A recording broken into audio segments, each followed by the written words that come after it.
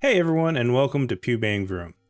Today we're going to talk about The Legend of Zelda, one of the most iconic and legendary games of all time, having spawned one of the most successful video game franchises of all time. Zelda has been a household name since the late 80s. One of the features in The Legend of Zelda that sticks with many players of the original NES game was the dungeons. I personally remember playing the first two dungeons over and over again because, unbeknownst to my brothers and I, our cart's battery had died. I can feel the keystrokes from the future now. Why didn't you just leave the game running and come back to it later? Well, to be honest, my mom hated games and was concerned it would damage our TV, so we were limited on how much we could play, and we weren't allowed to leave it connected to our TV. After a while, one of my older brothers heard about the battery in the cart from a friend at school and got it replaced. We were finally able to save. After that, the game became so much more for us, finding secrets, learning strategies for beating the harder dungeons, buying Nintendo Power for hints. Oh man, how I miss those days. Okay. I'm off on a tangent. Let's talk about what this video is really about. Dungeons! In this video, I'm going to rate all the dungeons in the original Legends of Zelda game on NES. A little disclaimer. I did collect as many upgrades as I could before starting this playthrough. That includes bombs, a few heart containers, the white sword, the magical shield, arrows, the blue ring, the blue candle, and a second life potion, just in case. With that out of the way, let's start with the first dungeon, the Eagle. All dungeons get their names from the arrangement of rooms. This one happens to look like, well, an eagle. This is the first dungeon in the whole game. Granted, the first three dungeons can technically be played in any order. I'm reviewing these in the standard play order.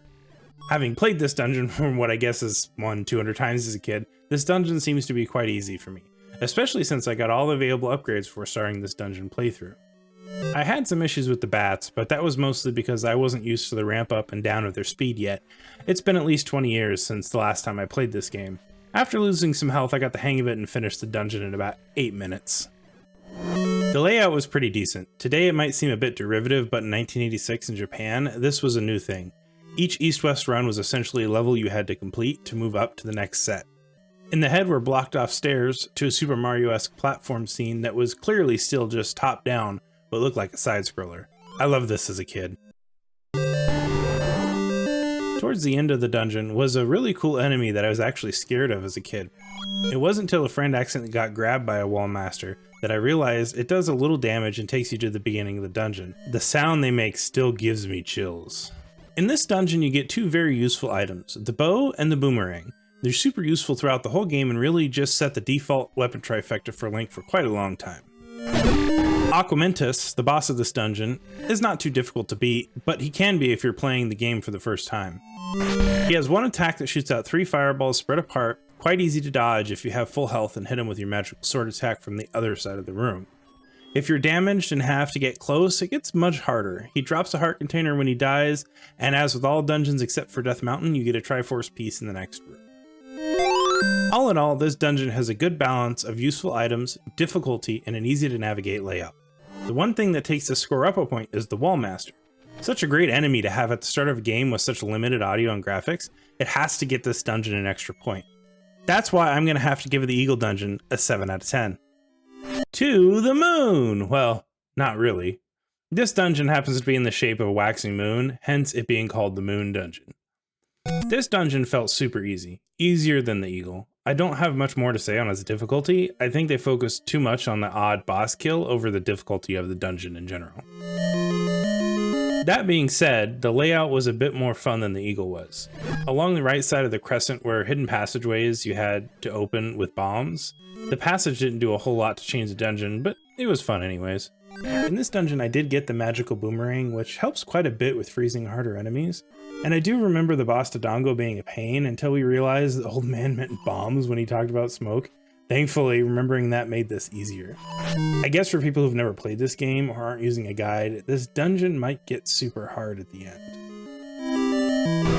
Seeing as I felt this dungeon was a bit too easy, the layout a bit too basic, and once you figure out how to kill Dodongo, it becomes extremely easy, I have to give the moon, the dungeon, a 5 out of 10. The Manji. No, it's not that symbol. It's based on a Japanese symbol called Manji. It's become more of a cultural slang in more modern Japanese culture. That aside, this dungeon was quite a surprise. The Manji was quite a bit more difficult than I was expecting. I forgot how difficult the dark nuts were. They were very clearly designed to point at you when you get close to them using what I'm guessing is a random interval. My key was to get parallel with them, then quickly swing in their direction and swing my sword.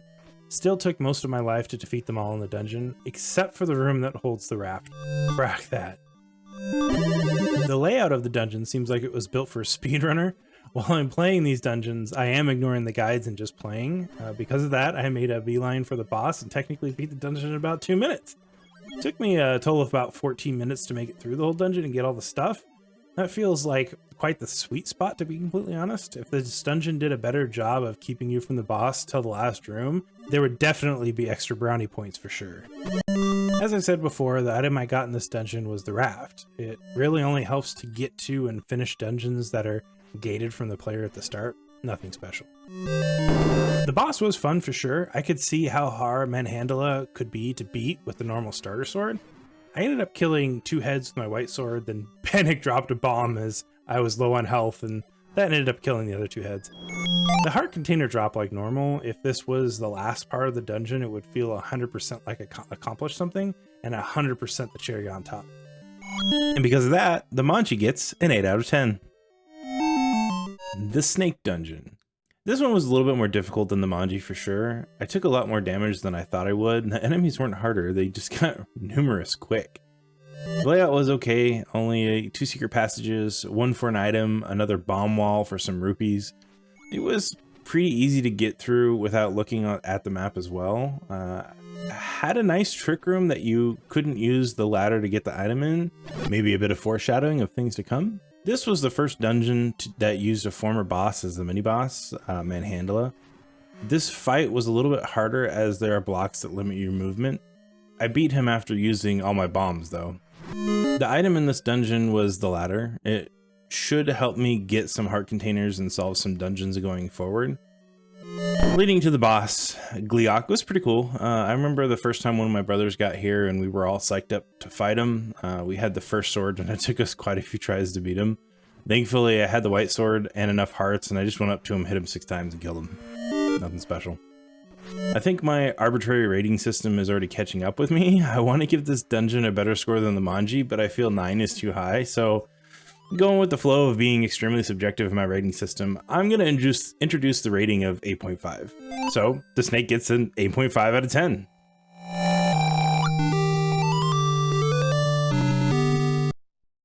The lizard. Well, it doesn't look like a lizard, but whatever. It's 1986 and they've got rectangles. This was the most difficult dungeon so far. I got frustrated and started all over from the beginning because those dang dark nuts are just a bit too hard without full health and the magical sword attack. After that, I started save state scrubbing. The layout didn't look like a lizard, but it had this cool stair basement transition section that led to a section off part of the dungeon with a ton of dark nuts. Can people please agree with me that dark nuts are some kind of video game voodoo? It's like they hook into the lizard part of your brain and turn it just the right time. Other than that, the pole's voice are pretty cool. They take a few hits to kill even with a magical sword, but are killed in 1 hit from the bow. A cool little fact, the pole's voice are actually ghosts in the manual with big ears and whiskers that are afraid of sound. In the Japanese version of the game, you could kill them by speaking into the microphone on the second controller. Since there was no mic on the American versions of the NES controllers, their weakness was changed to arrows. The item you get in the lizard dungeon is the whistle. Without it, you can't beat the dungeon boss. It does allow access to another dungeon and can teleport you to dungeons you've actually beaten. The boss of this dungeon is Digdogger. It was weird at first because I could do no damage to him, then realized I didn't get the dungeon item, the whistle. Once I had that, it was pretty easy with the magical sword. It definitely would have been a lot harder with the base sword. After I beat him though, the first time, I checked and he could die from 1 bomb if you place it just right, so it could be even easier. He was still a bit one-dimensional and not really a formidable adversary. The lizard dungeon was hard and that did make it a bit more fun, but The one-dimensional boss and the fact that it doesn't look like a lizard gets this dungeon a 6 out of 10. The Dragon Dungeon. Doesn't look like a dragon, but I'm starting to think the devs don't care about me. Seems like they definitely do have a difficulty ramp going on though. The likes take my shield and the whiz robes are easy in groups of 3 and below, but when they get mixed, I have to essentially kamikaze them to take them out. I did end up using both potions to heal this dungeon. The boss was the easiest part. This dungeon has a sectioned off area where the boss is, and an underground section where the dungeon item is. I think this game is where the method of additive difficulty became normalized. Take items the user's already beaten and add them into future content so they have to deal with more complexity. Not a bad strategy for 1986, but through the lens of today's games, it seems a bit lazy. The whiz robes are the worst in this dungeon. If there are more than 5, I can't get through without losing a lot of health. Clearly they are meant to do that, but wow, they got me mad. Also, I have to go buy a new shield now. It's not cool. The boss Gomo was super easy, 1 arrow to the eye and he's gone. Just a minor inconvenience. Overall, the dungeon was difficult, but didn't make me throw my controller across the room yet. Still a positive, but the boss was too easy and the layout was mediocre, so again, I have to give the dragon a 6 out of 10. The demon. Okay, last time I'm gonna mention it. This looks nothing like a demon, or anything. Clearly, when I was born in 1986, this game was not affected by my entering into this world, and I'm sad about that. This dungeon was moderately difficult. The only issue I had was I got nabbed by a wall master and had to go through the dungeon again. The layout was a rehash of old dungeons. Nothing new in this one, just more of it. Not impressed. The mini-boss, Digdogger, did spawn 3 smaller Digdoggers when hit with the whistle. That was clever and I didn't expect that. Other than that, everything else was just like the previous dungeons. Even down to the boss of the dungeon being Aquamentus. No harder or more difficult than the very first dungeon. Ultimately, this dungeon was a disappointment, and I'm gonna give it a knee-jerk 4 out of 10. Would not spelunk again. The Lion. I lied. I can see where someone might get a lion head from the dungeon layout, but I have to squint really hard. Shigeru Miyamoto, why don't you care about me? All I want is a dungeon named like an object to look like that object. Or at least, if it's named the lion, have enemies inside be lions. This was the hardest dungeon so far. It's to the point where I want to toss my controller out of the window. It's the dark nuts. It's always the dark nuts. In any reasonable number, I can't beat them without losing about half of my health. In the lion dungeon, I had to read the guide to know which sets of enemies I had to defeat and which I could bypass. Without that, this dungeon would take hours. I feel sorry for the people who beat this game before the guides came out. The layout was short, which made the dark nuts a little bit more manageable. You can get to the boss early like in other dungeons, but if you don't get the magical key and the magic book, Death Mountain is just that much harder.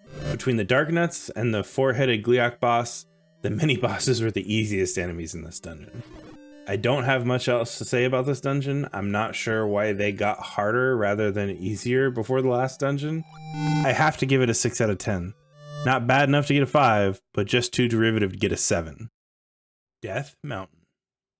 This dungeon is quite hard. I didn't even try to play this without the guide, and it was still pretty difficult. I didn't have the bomb pouch upgrade, so I had to leave the dungeon about a third of the way through to get more bombs. Ultimately, Ganon was hard only because he's invisible. Once I realized I had more health and he would have chances to hit me, it was really easy. If I didn't have the silver arrow, that would have been disappointing. That's the only way to kill him, and I remember that from when I was a kid, so I made sure I got the silver arrow. The layout was pretty epic. Definitely the biggest dungeon in the game and most complicated. Lots of sectioned off parts of the dungeon and basement routes and a large mix of enemies, although on my route through the dungeon, I didn't see any dark nuts. Maybe they used them all in the lion dungeon. I'll likely go back later and play through it without a guide just to see how long it really would take to go through each room. The one new enemy that I really did like was the Patra. I've heard people say it's the hardest in the game, but I only lost 2 hearts max to the Patras I fought. The Dark Nuts took way more than that. They really should have introduced the Patra earlier. I would suggest probably around Dungeon 8. Ultimately, this is the best dungeon in the game, but taking into account that anyone without a guide is almost screwed in this dungeon, I have to give Death Mountain a 9 out of 10. If I were rating this in the early 90s and hadn't played more modern games with better mechanics and thought out progression, this would totally be a 10 out of 10. Well, thanks for watching my Legend of Zelda dungeon review. I hope it wasn't too long of a watch. If you made it to the end of the video, thank you! Please like and subscribe as I am taking a renewed shot at growing my channel and its content. I do plan to have some tech videos and keep doing gaming videos as they're pretty low cost and seem to get decent viewership.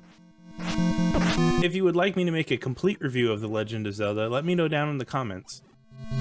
I do plan on making more focused videos like this one. Thanks again for watching Pew Bang Vroom! And if you did make it this far, please enjoy the last scene of the game.